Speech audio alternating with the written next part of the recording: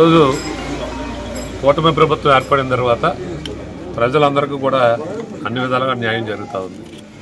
దీనికి ఉదాహరణ ఈరోజు తల్లికి వందనటువంటిది మొన్న ఎలక్షన్లో ఇచ్చినటువంటి హామీ పథకంలో ఈవేళ జగన్మోహన్ రెడ్డి ఒక పిల్లకి ఇచ్చి ఉన్న పిల్లల్ని అందరినీ కూడా మరి గేదెలు కాసుకునేటువంటి పరిస్థితి. ఈరోజు ఇంట్లో ఎంతమంది పిల్లలు ఉంటే అంతమంది పిల్లలకి చంద్రబాబు నాయుడు గారు, పవన్ కళ్యాణ్ గారు ఈరోజు 13,000 రూపాయలు చెప్పిన ఎంతమంది పిల్లలు ఉంటే అంతమంది పిల్లలకి తల్లికి వందనం ఇవ్వడం జరిగింది. ఇది రోజు దుష్ప్రచారం చేస్తున్నటువంటి ఎవరైతే వైసీపీ నాయకులు ఉన్నారో వాళ్ళకి ఇది చెంపపెట్టి ఈరోజు వాళ్ళు చాలా బాధపడిపోతూ ఉన్నారు.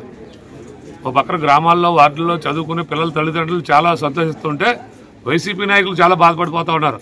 ఇది ఎలా ఇవ్వగలిగారు, ఇది ఎలాగ ఫెయిల్ అవుతారనేటువంటి పరిస్థితుల్లో పెద్ద ఆలోచన చేసి ఈ తెలుగుదేశం జనసేన మీద దుష్ప్రచారం చేసి తద్వారా ఓట్లు సంపాదించారని ఒక పరిస్థితి ఉన్నప్పుడు ఈరోజు ఇవ్వటం వల్ల వాళ్ళకి ఇది పెద్ద చంపపెట్టు. అలాగే రైతులకు కూడా త్వరలోనే రైతు భరోసా కూడా ఇవ్వడం జరుగుతుంది, 20,000 రూపాయలు.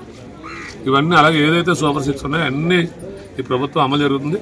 సూపర్ 6 పథకాలు అన్నీ ఇచ్చిన తర్వాత ఇంకా మరికొన్ని పథకాలు ఉన్నాయి వాటి రైతులకు కానీ ఇటు ప్రజలకు కానీ ఇచ్చేటువంటి ఇంకా ఆ పథకాలు ఇచ్చిన తర్వాత పూర్తిగా వైసీపీ పార్టీ పూర్తిగా మూసుకోవాల్సినటువంటి పరిస్థితి ఉంటుందని ఈ సందర్భం తెలియజేస్తూ చాలా తీసుకున్నాను.